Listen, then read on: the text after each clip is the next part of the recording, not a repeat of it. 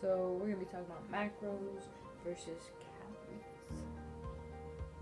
Yeah. I've gotten this question 100 million times. I answer it the same way 100 million times. This is the first example I give before I even get into talking about it. So, say you have a handful of broccoli and a handful of candy.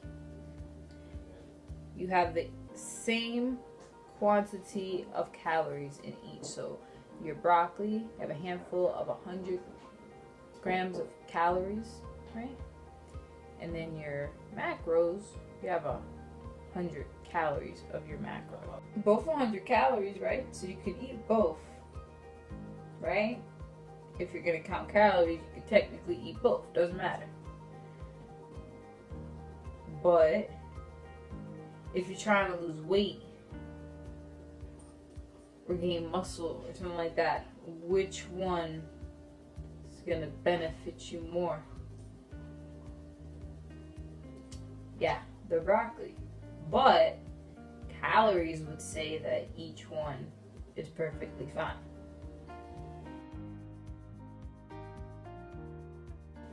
That's where you fuck up. When you count your macros, you'll count the carbs, proteins, and fats in the candy, and also the carbs, proteins, and fats in the broccoli. And depending on which ones, how much protein you need for your goal, how much carbs you need for your goal, and how much fats you need for your goal, will then tell you which one is going to be better for your goal, regardless of the amount of calories. There you go. Now another thing with this, when I train people, I train them to lift. I don't train them to just do cardio, because you're not going to get anywhere with that.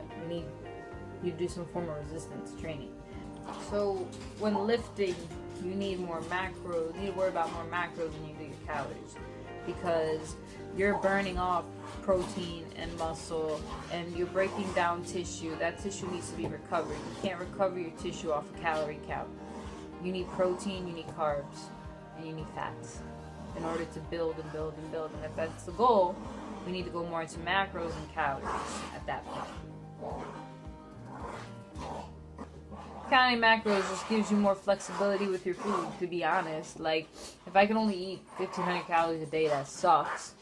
But if I could eat a certain amount of macros every day, and I could actually end up eating more but a healthier version, or something that actually helps me towards my goal, and I feel more fuller, I'd rather do that. Yeah, proteins, complex carbs, and healthy fats. Your proteins are your building blocks. That's what's going to help you build and rebuild muscle that you break down from weightlifting, because they also have what they call BCAAs in there, which is branched chain amino acids. All of that helps to recover all that tissue that's broken down. Once they recover, that's when they build. So if this is your layer of muscle and you just tore it up because you worked out, and now it's, okay, so this is your base, this is your muscle. You just tore down some muscle. So it's gonna like come down here, it's gonna get swollen, and then after the swelling, it's gonna come down a little bit, and then you just rebuild. So that fat, protein, and carb that you ate is gonna go in and just build. So every time you break down muscle, as long as you're eating the right things afterwards and eating the right things throughout the day, your body will rebuild what it needs to rebuild. The next one would be carbs. Now with carbs, there are two types of carbs. There's simple carbs and there's complex carbs.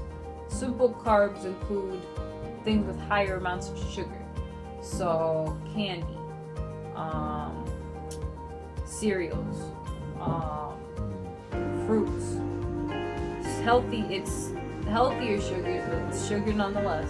Cakes, pies, all that nice stuff, that, brownies, all that. It's all sweets. So simple carbs are simply sweet carbs, sweet stuff, sugary stuff. Complex carbs, on the other hand, are carbs that are filled with fiber. So, you have flaxseed, you have oatmeal, Yeah, brown rice, regular rice. You have quinoa, is a complex carb. But yeah. So complex carbs are anything with a higher amount of fiber in them. Now with carbs, there's always white versus brown. My rule of thumb with that is I would stay away from white as much as possible and go for like more brown stuff. So brown sugars instead of white sugars, wheat bread instead of white bread, or wheat tortillas instead of white tortillas. If you're looking to get more nutrients, I would say that's really about it. There's nothing wrong with white rice. There's nothing wrong with white tortillas. There's just, or white bread. They just don't have as much nutrients and fiber as the brown stuff does. So that's really the only thing. Then we're gonna talk about fats. Healthy fats you're gonna get are fish, most types of fish, avocados, butters, nut butters, almond butters, peanut butters, chia seeds. So kind of a lot of fun stuff to eat when it comes to healthy fats. And there's misconception that fats make you fat. They make that ass fat. That's what they do. So fats technically, like I said, have a misconception that they make you gain weight. For all you girls out there that want a bigger butt, a smaller waist, healthy fats help with that.